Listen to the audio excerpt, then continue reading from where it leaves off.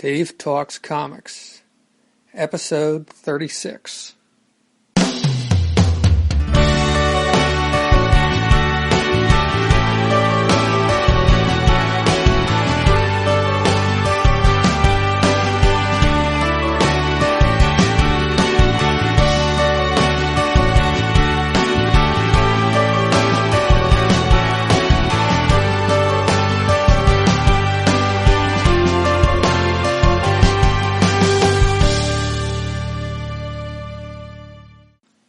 Dave Talks Comics is a podcast on the subjects of comic books and cartoons. I talk about comics I have read and cartoons I have watched. Dave Talks Comics can be found on the web at davetalkscomics.com, on Twitter at Dave Talks Comics. Email can be sent to dave@davetalkscomics.com. I talk from my notes on the comics and cartoons. I don't go panel by panel or moment by moment. I try to do more than just summarize the stories. I try to provide some insight, some background, some opinion.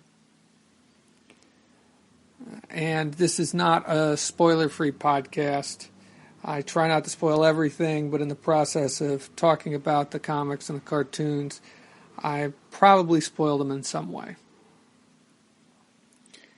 This episode is going to be is a DC centric episode. First off, I'm going to be talking about the 1989 collection of Hawkman, and this collection collected appearances by Hawkman in Brave and the Bold from the early 1960s, from 6 issues of the Brave and the Bold. And then the second part of the episode, I go through my comic boxes, all of my DC comic boxes, and just kind of provide a little bit of commentary on what I've got and memories of them and stuff I want to read and things like that. I'm just going through my boxes, so it's just the single issues. I have a bunch more DC comics in trades, like the Hawkman trade, which are on a bookshelf, but I don't go through those in this episode.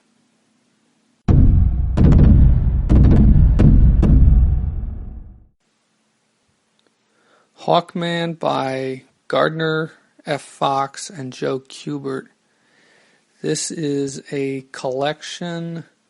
It's about 25 years old, and it reprints 6 issues of the Brave and the Bold from the Silver Age, issues 34 to 36 and issues 42 to 44.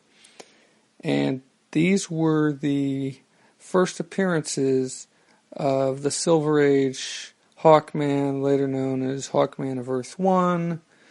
Now, of course, Hawkman's origin has been retconned so many times. But this was basically the second coming of Hawkman. The original Hawkman was the Golden Age Hawkman, who first appeared, I believe, in Flash Comics #1, and was a reincarnation of an Egyptian prince.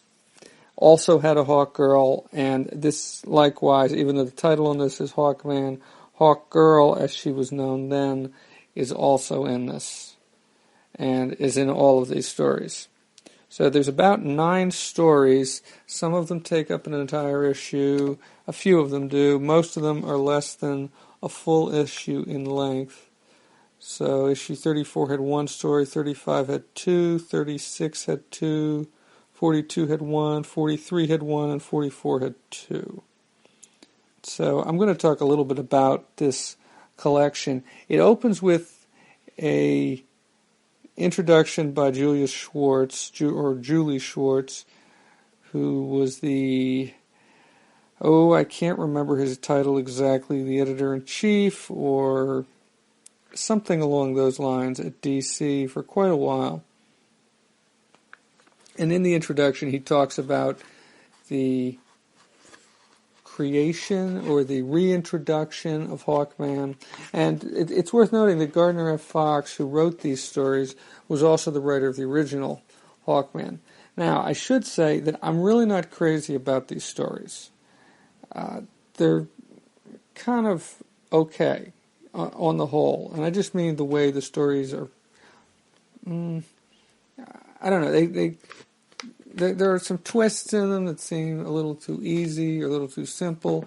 Certainly probably not out of place for comic books in this time period. This would have been the early to mid 1960s.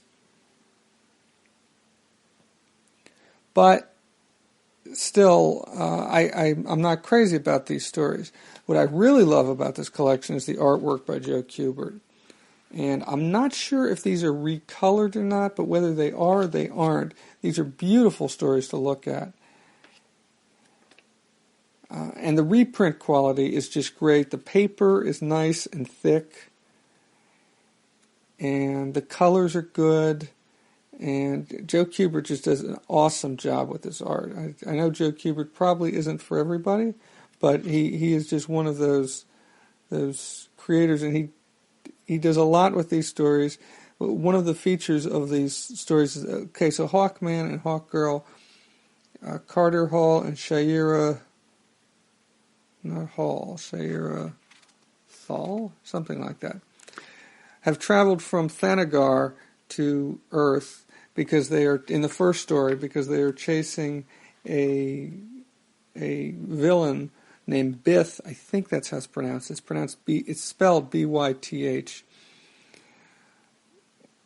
And they're chasing him from Thanagar to Earth. And then, of course, they end up staying on Earth. There are a couple stories that take place on Thanagar, but for the most part, these stories take place on Earth in Midway City. And similar to Batman, the Batman stories, there is a police liaison, I don't know, commissioner, instead of Commissioner Gordon, in this case it's Commissioner Emmett. And I think at one point they kind of give you some idea of where Midway City is. I don't know if it's supposed to be Chicago, but it's definitely supposed to be west of, I think at one point it makes some reference to either Erie, Pennsylvania, or Pittsburgh, or someplace like that, and traveling east to get there in one of these stories. So maybe it's supposed to be Chicago, or maybe it's supposed to be some other city in the Midwest, that Midway City, or in that area of the country, of the United States. In addition to Commissioner Emmett, there's also a woman. Okay, so before I get to that, I should mention that they have a connection with in the first issue, in the first story, Carter, his name is Qatar Hall, and of course he takes the name Carter Hall as an Earthman because it sounds more Earthman-like. So he takes this job at running this museum, which has all these ancient weapons, a lot of ancient artifacts, but ancient weapons. And so those weapons will figure quite a bit into these stories, and I think they make a good use of them. In addition to the museum, at the museum there is an employee there named Mavis Trent, and she is kind of this woman she knows that Carter is married to Shira, but she still goes after him, and she's just a recurring character, and sometimes she is what gets the stories in motion because she's looking into something and she stumbles across something which causes something to happen, and so the Hawks have to investigate it.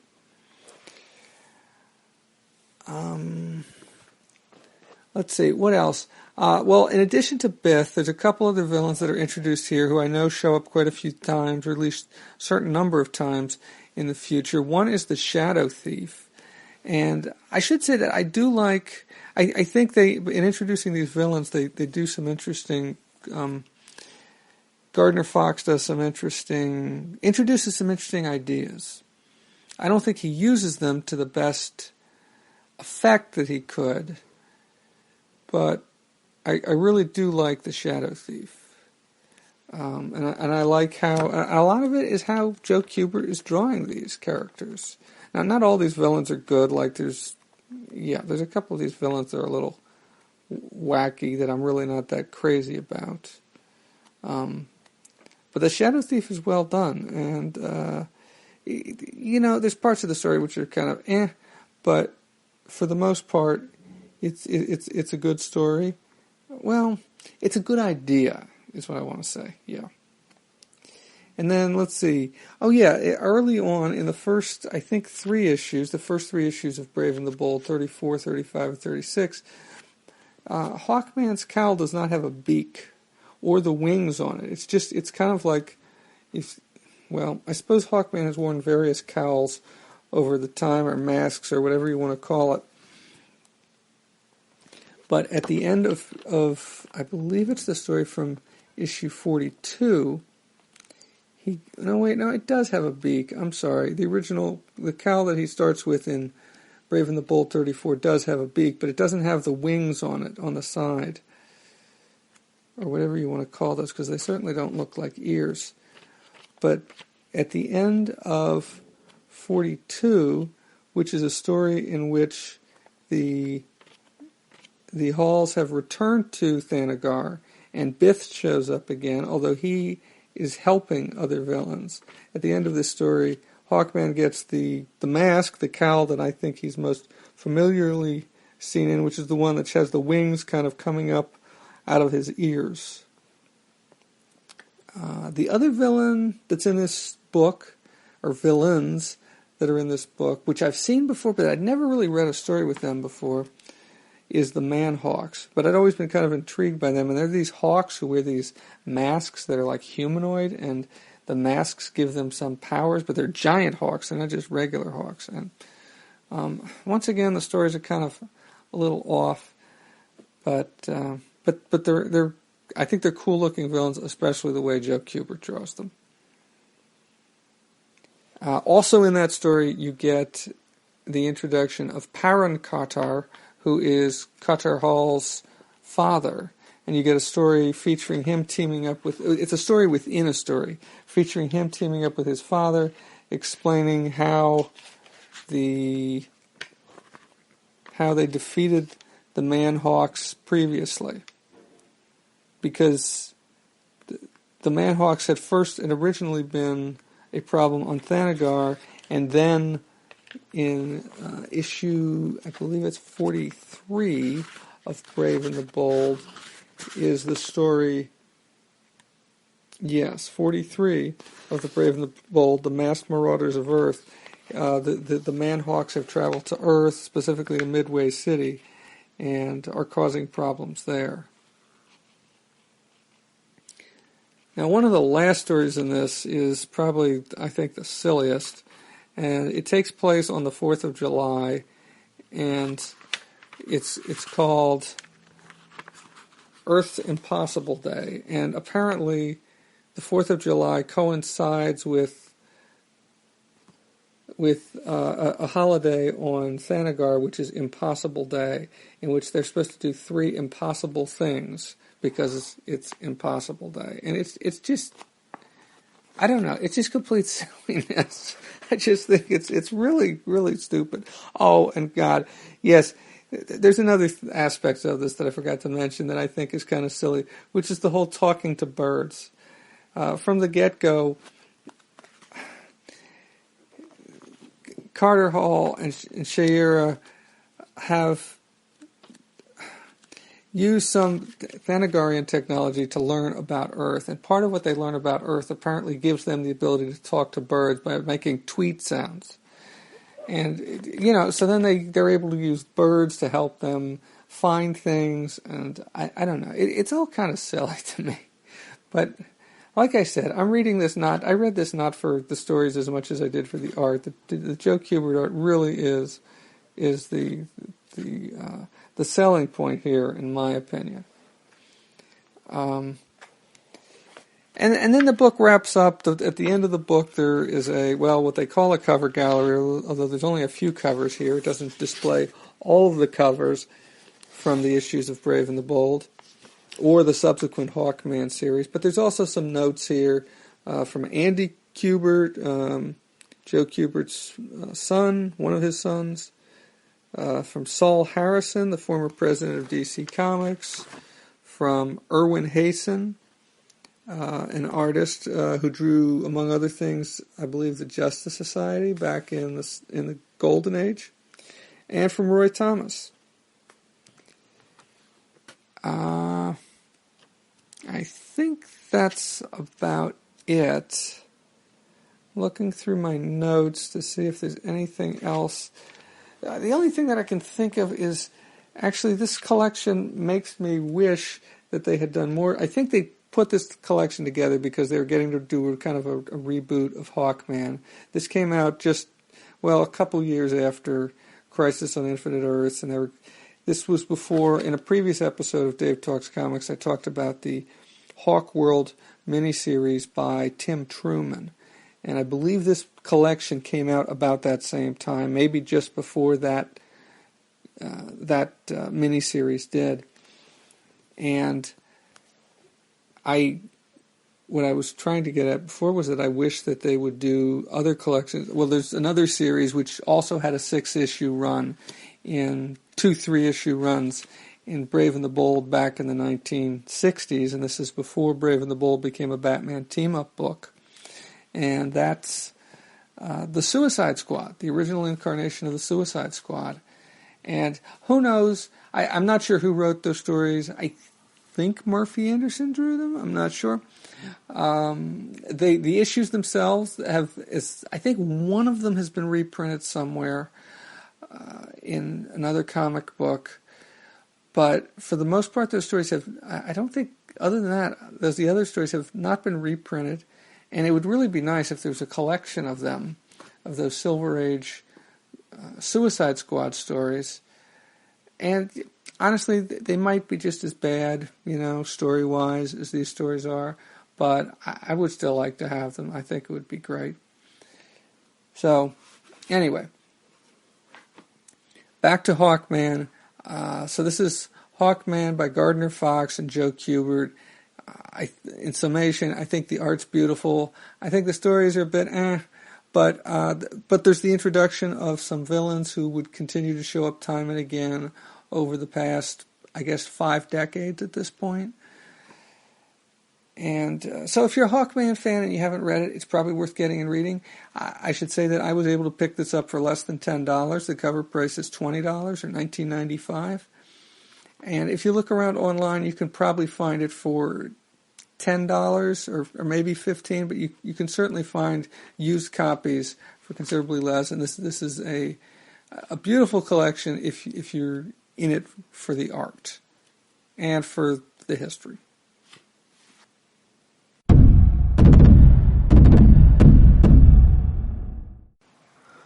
Organizing comics, specifically DC Comics. I took the day off from work today to get some work done on my car. My back windshield the back window had been smashed by a tree branch that fell last weekend. So I took care of that in the middle of the day, came home, watched a little TV, and then I decided, I wasn't sure what I was going to do next, but I took a look and I saw this huge stack of comics that I've read over the past, year or so, and maybe more. So I decided to organize them and put them all away. And so I split them into DC, into Marvel, and into Independence, because that's the way I organized my comic book boxes. And prior to putting them all away, I had about 3.5 boxes of DCs, 3.5 long boxes of DCs. Now it looks like I've got about 4.5 long boxes of DCs, or certainly over 4. So I have put them all away. I've organized them. I have bagged and boarded. I have put them into my inventory spreadsheet. Looks like I now have a little over 1,000 DC comics. I'm going to trade 1,000 and 1,100 if the spreadsheet is accurate. And now I'm getting ready to figure out, which box goes from what to what, and so on and so forth. So I thought that sounded me opening up one of the boxes. I don't know why I closed it. So let's see. I had some Action Comics to put away. I talked about those recently. There were some issues of All-Star Squadron I put away. I also talked about those on recent episodes. Let's see, what else did I put away? Oh, Anarchy. Yeah, I wasn't too crazy about that. That That was a spin-off from a Detective Comics story from the early 600s of Detective Comics.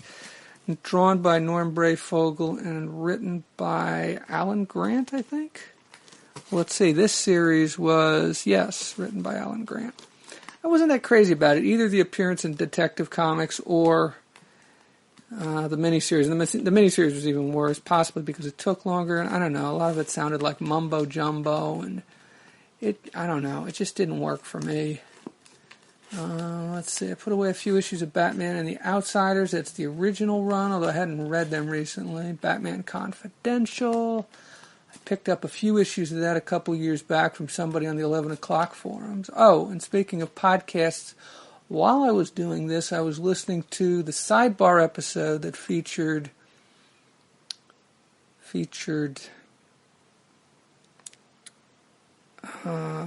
Swain from Sidebar, plus Braxton, friend of his, and Jason Wood and David A. Price from 11 O'Clock Comics. And now I'm in the middle of, I just paused it to make this recording, but I'm in the middle of listening to the latest episode of the Gordcast, I think it's called, which is another podcast by an 11 O'Clock Comics forum listeners, couple guys. That's the episode where I think they're talking about 1982. Let's see, so I'm just flipping through. So it looks like the first box goes from the beginning of the alphabet. And I think the earliest things I have in here, and this is all just DC Comics, from Action Comics through DC Special number 29, which featured the untold origin of the Justice Society. I think I have another copy. I think I also have a reprint of this in one of those little DC Special, or DC Blue Ribbon Digest. I think it was also reprinted in there. So that's the first box.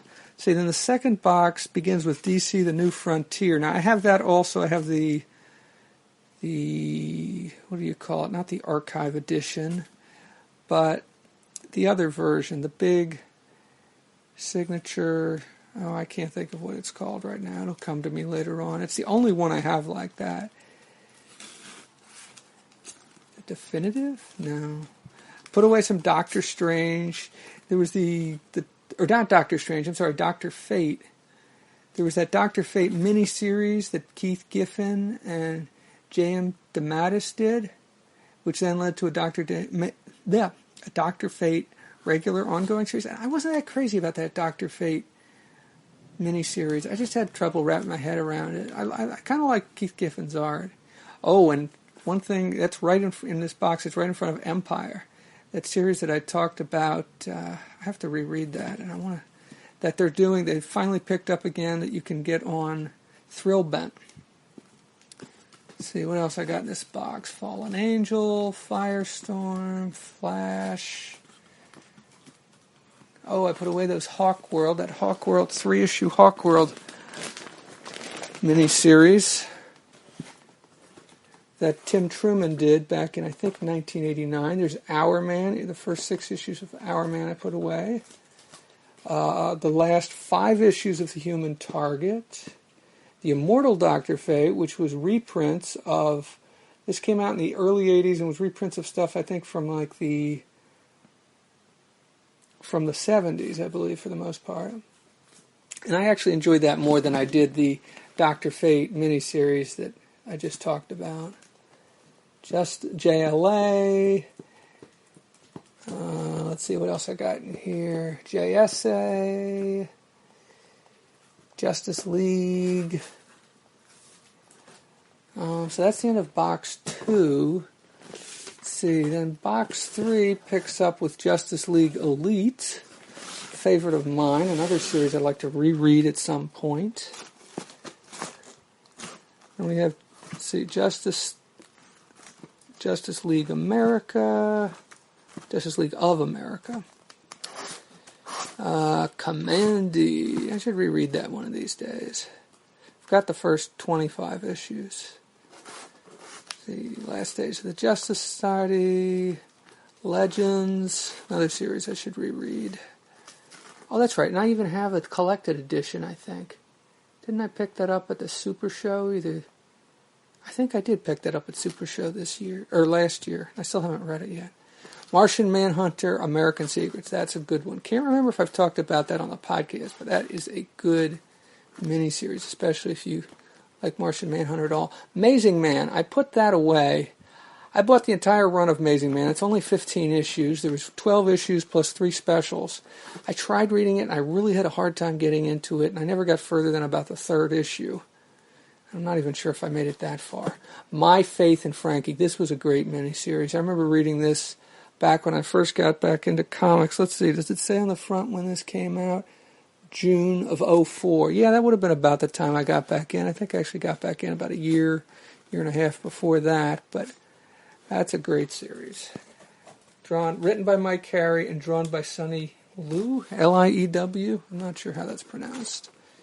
But he does some gorgeous work, and there's some gorgeous work, different art styles on that, and New Teen Titans. Let's see what else we got in here. OMAC by John Byrne.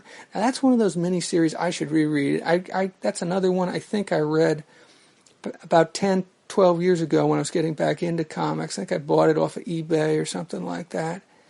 And I remember really enjoying that. I thought it was a really cool story, so I should reread Omega Men, another series. I just have the first 8 issues. That's another series I want to reread. I don't know if they've ever brought it back, but this is the original Omega Men series, although that's not their first appearances. Our Army at War, Our Fighting Forces, The Phantom Stranger, Power of the Atom, The Saga of Ra's al Ghul, or Ra's al Ghul. That's another series I put away. Secret Origins. This is the original Secret Origins, of course, not the new series. Some Sergeant Rock, The Shadow Strikes, Shadow War of Hawkman, Showcase Presents, and I think the last thing in here is a few issues of Solo. I do not have the complete set. I only have 4 issues. There were 12 altogether. I have the Tim Sale issue, I have the Darwin Cook issue, I have the Jordi Bernay issue, and I have the Sergio Aragonés issue. Okay, let's see, another box and I have to go. Okay, so this box starts with the Spectre, and this is the John Ostrander and Tom Mandrake Spectre. I have the first 34 issues. I think I have read so far the first 16, and this is kind of an ongoing project of mine. I do have plans to get back to this. Star Spangled War Stories, Star Spangled Comics, one of my few Golden Age comics that I own. It's coverless. This is number 66, and I think I bought it because it has a Robot Man story in it. That's the Golden Age Robot Man. Steel, the Indestructible Man. And then we get into Superman. Suicide Squad. Wait a minute. Suicide Squad should be in front of Superman.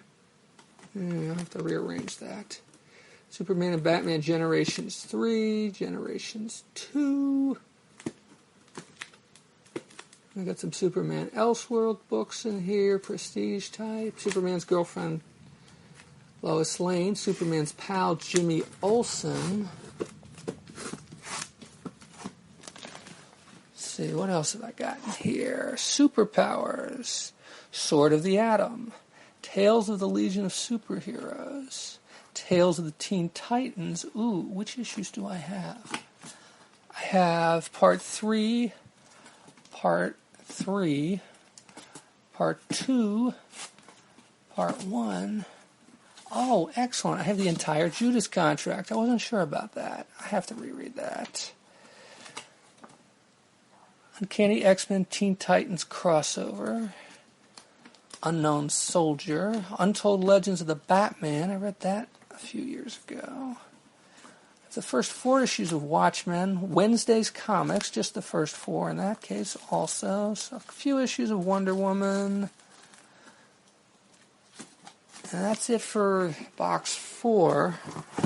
And let's see, and then the last half a box, which isn't a complete half box, but it's a short box. Let's see, I have a few issues of the Young All-Stars. I have Young Heroes in Love. I think I'm missing 2 issues from that kind of complete run, and that's it. That's it. So that's a quick run through all of my DC comics.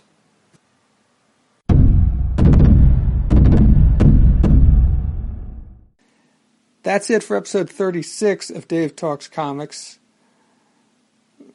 Questions or comments? Well, I used to say questions or comments can be posted on the page at davetalkscomics.com, but I realized that there is no place for that there.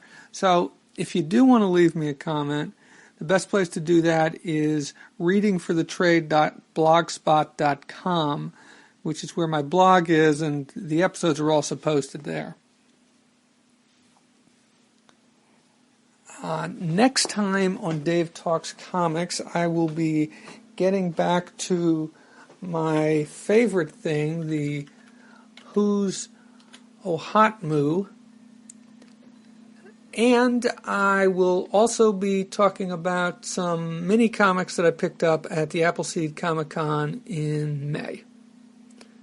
Thank you for listening.